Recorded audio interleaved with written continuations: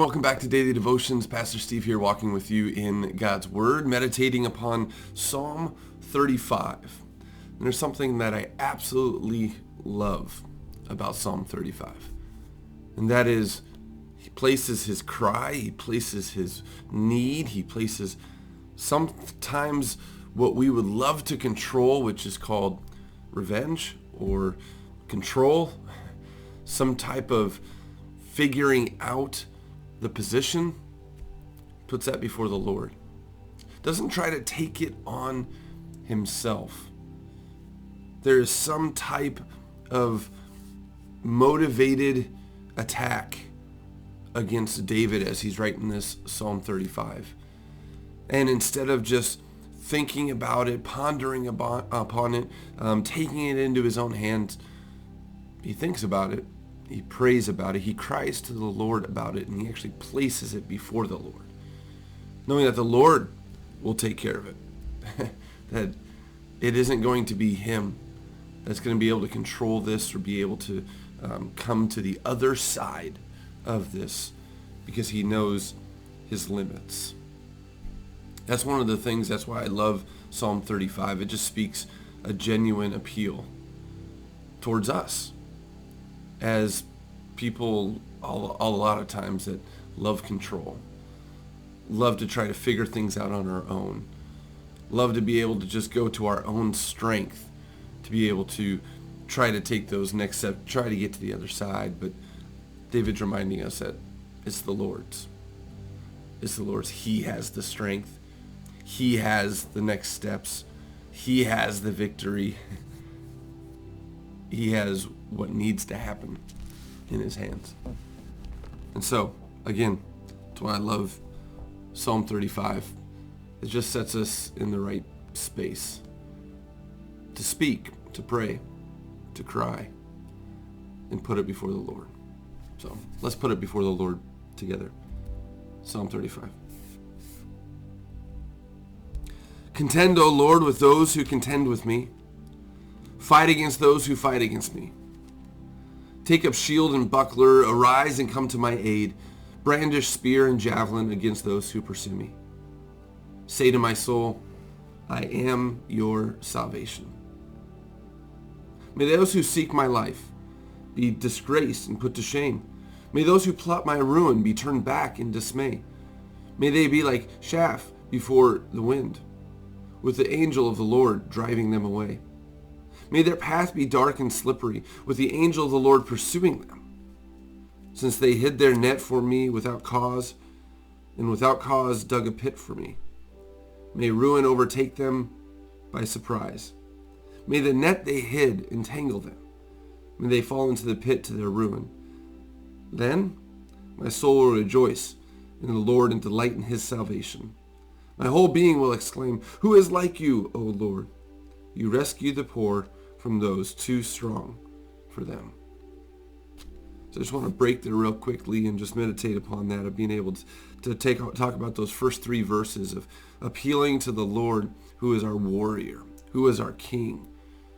And then being able to say to him, cry to him what we're sitting in, and actually having him take the action. And as he takes the action, it's going to always be this kind of threefold in this psalm, that as he takes action, our vow is to rejoice. Our cry is for him to take action, and as he takes action, we rejoice. Verse 10, my whole being will exclaim, who is like you, O Lord?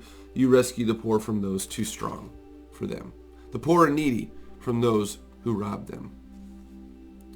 Goes now into another cry. Ruthless witnesses come forward. They question me on things I know nothing about. They repay me evil for good and leave my soul forlorn. Yet then they were ill. I put on sackcloth and humbled myself with fasting. When my prayers returned to me unanswered, I went about mourning, as though for my friend or brother. I bowed my head in grief, as though weeping for my mother.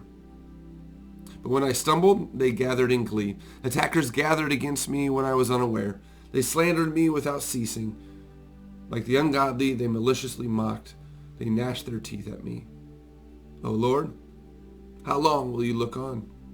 Rescue my life from their ravages, my precious life from these lions. I will give you thanks in the great assembly. Among throngs of people I will praise you. Let not those gloat over me who are my enemies without cause. Let not those who hate me without reason maliciously wink the eye. They do not speak peaceably, but devise false accusations against those who live quietly in the land. They gape at me and say, Aha! Aha! With our own eyes we have seen it. O Lord, you have seen this. Be not silent. Do not be far from me, O Lord. Awake and rise to my defense. Contend for me, my God and my Lord. Vindicate me in your righteousness, O Lord my God. Do not let them gloat over me. Do not let them think, Aha, just what we wanted. Or say, we have swallowed him up. May all who gloat over my distress be put to shame and confusion. May all who exalt themselves over me be clothed with shame and disgrace. May those who delight in my vindication shout for joy and gladness. May they always say, the Lord be exalted, who delights in the well-being of his servant. My tongue will speak of your righteousness and of your praises all day long. I pray that you've prayed for the Lord to take action. While there is absolutely things we need to do day by day, really the one thing we need to do is talk to God, ask for his direction, ask for his action, and then align ourselves to his will, to be able to walk forward in faithfulness to God and not try to control our surroundings, not try to take the matters into our own hands. We can take matters into our own hands after we've prayed, sought his favor, and understand or maybe be at peace with his will. Then we walk forward knowing that we're walking forward in faith, and we're walking forward in righteousness, and we're walking forward in worship. Because may we do everything that we do may be done in the Lord. Psalm 35.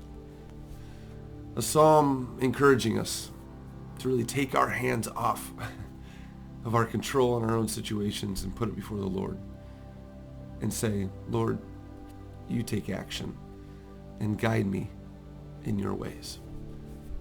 And he will. He will do it. He is faithful and he will do it. Thanks be to God. Have a blessed day.